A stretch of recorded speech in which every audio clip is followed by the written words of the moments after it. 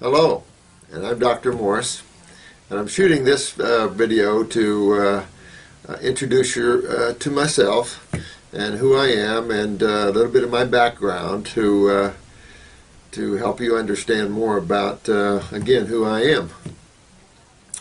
I was kind of raised in the Midwest as a farm boy, a lot of work. But a lot of milk products, a lot of dairy products, and I always had congestion in the sinuses and always had a lot of problems with mucus and stuff. I didn't know how bad dairy products were for you on farms, and you just drink a lot of milk. Matter of fact, a lot of propaganda on drink milk all the time, the slick little white ring around the mouth. However, this is a very deadly food, and I even hate to call it a food. But when I was 20, I started building houses, and I was introduced to raw foods. I'd hired a carpenter, and he was bringing raw foods in his lunchbox, and I kept looking at that, and raw foods always looked good to me. Apples and fruits and things.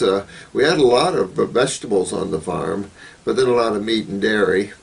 And so I thought that really looked good, and I started reading books from the natural hygienic movement, which is Shelton and Dr. Tilden and Fry, T.C. Fry, and that whole group of raw foodists. They had a fasting clinic down here in Bonita Springs, and when I moved to Florida, I just really tore into this raw foods. I started fasting, and I read about fruits and fruitarianism, and I started comparing the species, and I looked at the human, and of course the human is very related to primates. Matter of fact, the National Geographic Channel is always calling the Homo sapien primates. So I thought, well, you know, it would be great to try fruitarianism since our bodies are designed specifically for fruit. I like my salads, but there was a time when I was a fruitarian that I couldn't eat them. They were too coarse for me. And so as I got more into fruitarianism, I did leave the vegetable kingdom behind because they were too coarse, too low in vibration, because as you develop your ability to eat raw foods, your energy starts going way up. And as your energy starts going up, then you get sensitive to low energy things. Low energy foods, dead foods, cooked foods, very low in magnetics, not enough to support the Homo sapien brain and nervous system by far. When I got into that, I got so self-disciplined, you know, to change from a farm boy attitude with the meats and the potatoes and the milks into raw foods. You know, I had to exercise a bit of self-discipline. In doing that, I kind of got overboard. I didn't realize at the time that I was getting egotistical about this. I see this in many people. Many people, even on the YouTubes that are into raw food, sometimes get real egotistical and judgmental about others. And I learned a long time ago the hard way that you never judge anybody. We're all on this planet together, and we should become a one planet, not through the World Bank consciousness, but through the God consciousness. Always wanted to know who the Supreme Being was, but until I got to raw foods, it was kind of like going through religious belief systems to try to get to that door, and that's not a door that opens that way. The door opens through you. You're the only key, and each one of you are the key to the kingdom, because you are the kingdom in certain ways. So as a fruitarian, that is someone who eats just fruits. I was that way for many years. I lived out in the woods in a Volkswagen camper van. And then I heard, well, you know, try just one fruit. Because if you look at nature, most animals are mono-eaters. They only eat one food at a time. So I went to oranges. I found an organic orange grove for the old Southern Baptist man had been raising for years, and this guy was definitely a channel for God. These fruits were as sweet as honey. So I lived 6 months on oranges, you know, and gives you a real heightened sense of joy and peace. When I came out of the woods, I opened up some health food stores. I thought, you know, that would be good to help people. I wanted to help people because I saw how fast the body could heal. At a high level of fruitarianism, I could cut myself. I wouldn't bleed. I wouldn't have any pain, and I wouldn't even know it was there. Next thing, it was healed in a day or two. And Arnold Aron in his books talked about that high level of healing that the body can have at these high level of diets. And at the time I opened the health food stores, I thought, well, whole grain products were good. I had a mill. I made your people their whole grain flours, and we had raw milk cheeses and goat's milk and raw milk of every sort of thinking that was good, you know. My personal friend, Dr. Jensen, if you go back to his Health Valley Ranch, we did the same thing. He offered whole grain breads and whole raw milk cheeses, because at that time that was you know, whole and better. Didn't realize that after age 2 you can't digest milk anymore, because biologically you're supposed to be weaned and you lose lactase, and this makes milk extremely mucus forming even from your mother. But drinking a cow's milk for any human is way out of chemistry, and so it becomes the most mucus forming food on the planet. Those people that come to me that are dairy farmers, their lymph systems are just atrocious. And so when I opened up health food stores and I started eating more of that, and that brought me a little further away from fruitarianism. So a lot of things in the world can affect you. And what I did, I went to naturopathic school in the early 70s, and then I became a biochemist. And what I did is I created my own healing art. And I just slapped naturopathy, which is holistic looking at life, congressionally approved health modality of the states. Benedict Less coined the word. Simply means that you start looking at life holistically. You don't use supplements, isolates, things like this. And I used botanicals, which is a part of naturopathy in its way, and I just slapped them together. But I used botanicals to clean out the lymph system of the body and to enhance the function of cells. But I really appreciate you listening to this video. I wanted to give you a little insight to who I am and the journey I've been on, and my staff. I do have a school and I teach once a year. We're probably going to go back to twice a year. I've ran radio shows for years, and just to help you folks out, because healing is very simple. Very, very simple. Not being rude, but with everything that is taught by why is Dr. Morse overweight? Because I like a cookie once in a while, Kenneth. I love his teachings, plan on purchasing his herbs, but I'm curious to why he is overweight. Well, because I kind of got into nuts and things, and my life is like you guys'. My life goes up and down. My weight can go up, and then I go down. I notice when I take on a lot of responsibility, I'm fighting the IRS, the corrupt federal judges over here, and I've got the state over here. My stress level goes out the friggin' roof. Because try, fighting corruption at this level and not being stressed, especially when they're coming after you too. And they've got all the guns, they got all the money, they got everything. They own the judges. Karma, of course, is going to whoop their butts bad. But still, trying to fix, and then, of course, the FDA and all that. I mean, you guys don't live with that kind of stress. I do. You don't know. What's that black car coming out there? So the stress of that doesn't always make me eat good sometimes. And then I live with someone that eats not so good. And you can't always be perfect, man. So Kenneth, I try just like every one of you guys. And you'll see my weight goes up and down, but I'm not a 100% raw foodist. Not anymore. I am at times. And I go in and out of that. I'll go for months all raw, and then I'll go the opposite. I'll have cooked veggies and stuff like that, and then that sort of thing. I have corn chips with my guacamole, things like that, because I'm always on the go. We grab and go and eat and go, and it's hard to always be perfect. If I'm in a cave or I'm in Costa Rica, move over, baby. But I don't live like that. And I am so busy. At home, I'm constantly working. When I'm not working, I'm doing these videos. And, when you work too hard and you're too stressed out, very difficult to be totally self-disciplined, and especially when your mate or the one you live with is not doing real good. And it's just tough, and that's just the way it is, Kenneth, and it's a way with all of you, and you'll see that. There are some of you, that, and especially you younger guys, that's why I try to excite you to grab it and run as long and as far as you can, because the chances you'll be 100% raw foodist forever, because I said the same thing all of you guys are saying. I said to myself, I'll never touch cooked food in my mouth again. I'll never have a cookie. I'll never have a piece of pie. I'll never have any of this again. As soon as you say never, God says, I'll bet you. I've never lost my excitement for raw. My diet is very high raw, but I do have some other things. I have cooked vegetables. I can have mashed potatoes if the situation is. I do some of these things bad. You know, it's funny, I have a good friend that's everybody knows who he is. He's one of those guys that sings beautiful love songs, you know. And he's one of those rock and roll singers, one of the famous guys, and he does all raw, but he's just got to have French fries once in a while. And so it's just one of those things, guys. And you know what? So what?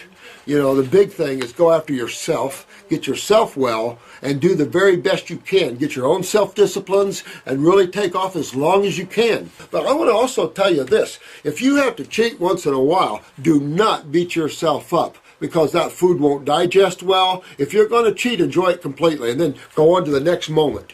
That was in the past. Don't carry the past around with you. Always live in the present moment. Because I'm saying that out of all our YouTubers, the possibility of one being a raw foodist for life is rare, guys. And is that really important? I just bought some avocados this morning. I can't wait to get home and have some avocado.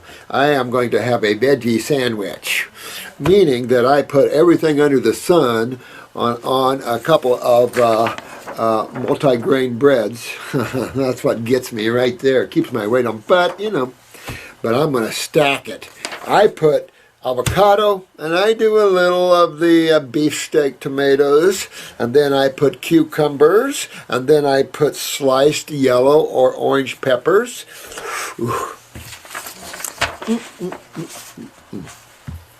And then when I don't want to do the bread, then I don't do the bread, of course.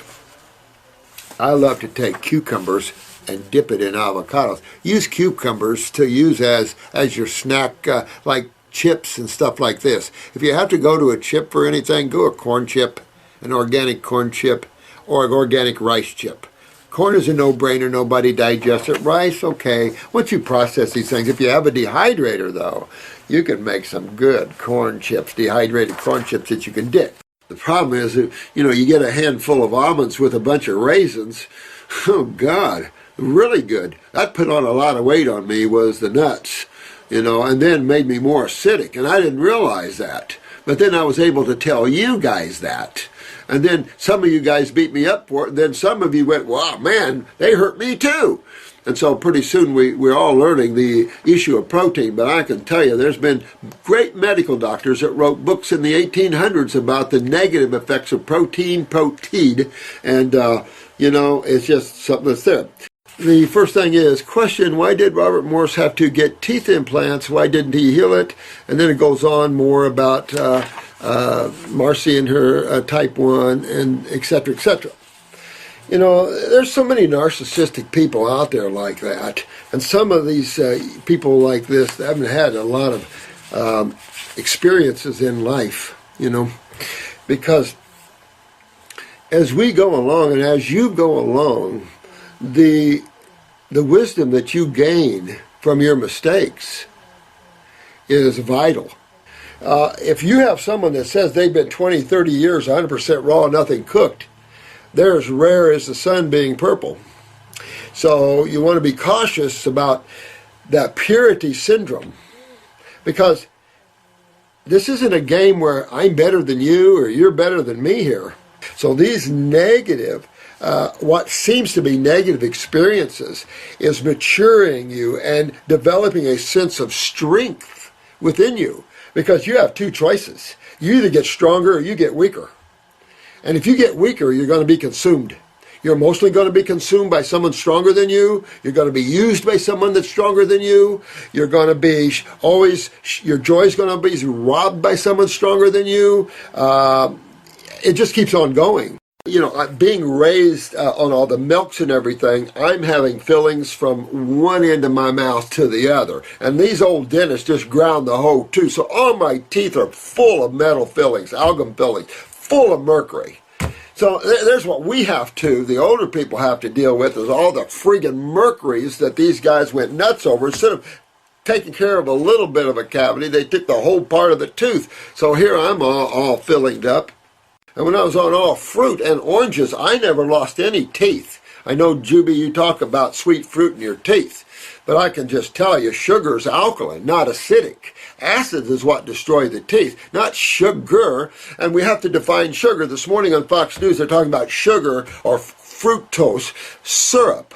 Or high fructose syrup is addicting, like he said, marijuana and cocaine, the pressure center in the brain, this bullshit like that. And of course, you know, sugar, that's the problem. It's the main need of the human body, but a simple sugar. So we just throw these words out here without any qualifications, so it gives wrong opinions and wrong assumptions by the populace. So now sugar's bad. And now some of you guys picked up on that, sugar's bad. And it's like, what? You know what I'm saying? You have to read through the lines, and people don't qualify themselves, particularly medical doctors, because they don't know. They're just echoing research and echoing others and echoing what they see. They don't have experience. They don't have knowledge in those fields. Now, Yaz, who's one of the YouTubers and one of our clients, he's over in Indonesia. I mean, Yaz, from what I hear, and I'm anxious to hear where you are now, but he's starting to get at that level of regeneration of the teeth. That's a deep level, let me tell you. And your lymph has got to be moving up out of the head area. And I've struggled with that a lot of years, you know.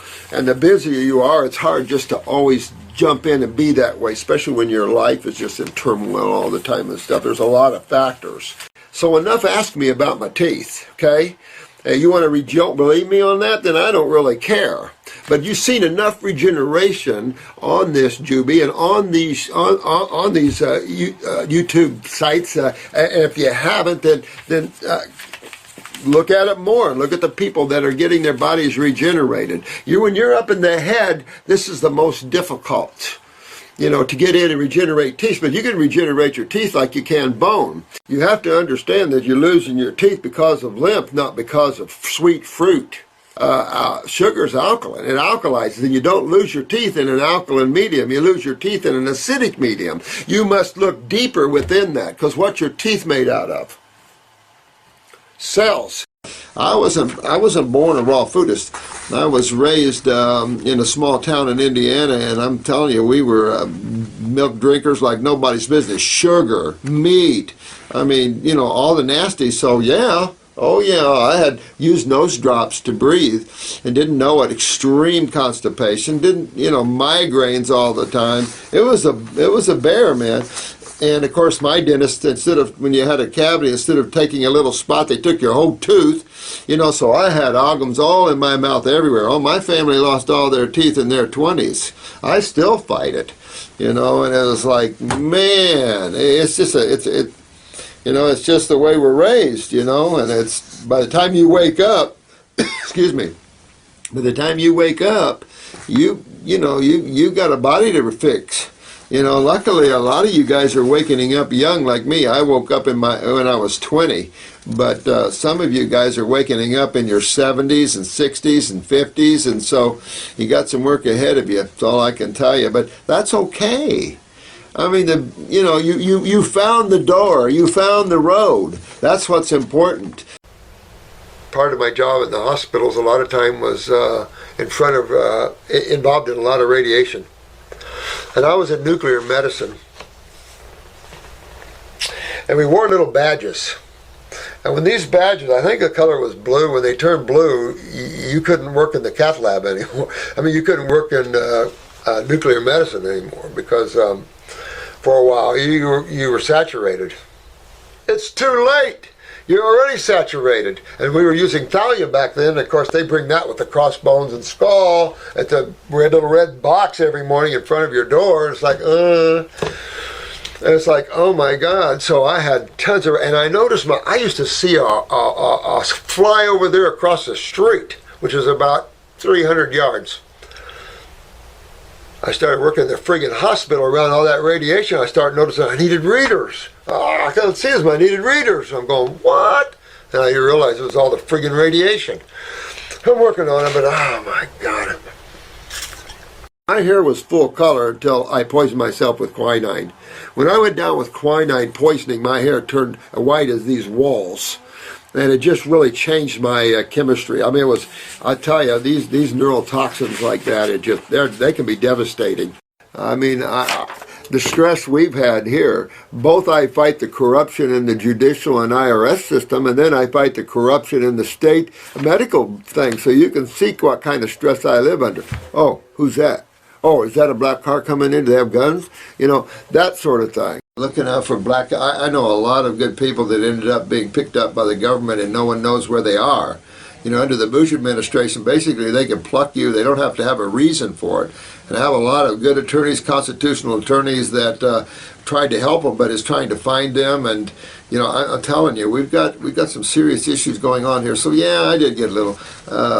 You know, when you have people coming in all the time from the prosecutor's office, from the state, from all the feds, and all this, you do get a little gun shy.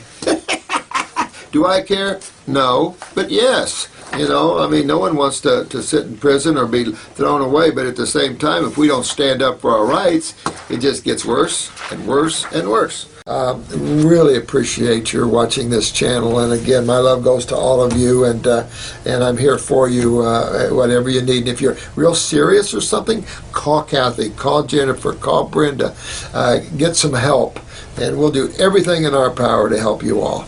All right, thank you very much. Have a fun day. Bye-bye.